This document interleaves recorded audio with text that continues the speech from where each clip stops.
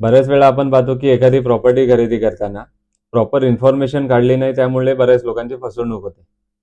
तर एखादी प्रॉपर्टी खरेदी करताना कोणती माहिती आपण घेतली पाहिजे, कोणते डॉक्युमेंट्स आपण क्रॉस चेक केले पाहिजे, ते या व्हिडिओमध्ये मी तुम्हाला सांगणार आहे. सर्वात अगोदर ज्या प्लॉटवर कन्स्ट्रक्शन चालू आहे त्या प्लॉटच्या लीज संबंधित डॉक्युमेंट्स, किंवा जर कन्स्ट्रक्शन लँडवर चालू असेल तर त्या लँडबद्दलचे सातबाराचे उतारे तुम्ही चेक केले पाहिजेत. ते चालू असलेलं कन्स्ट्रक्शन म्हणजे ते प्रोजेक्ट रेरा रजिस्टर्ड आहे की नाही तुम्ही चेक केलं पाहिजे. त्या कन्स्ट्रक्शनसाठी नगरपालिकेने किंवा सेमी गव्हर्नमेंट ऑथॉरिटीने इश्यू केलेली कमेन्समेंट सर्टिफिकेट म्हणजे बांधकाम परवानगी तुम्ही चेक केली पाहिजे.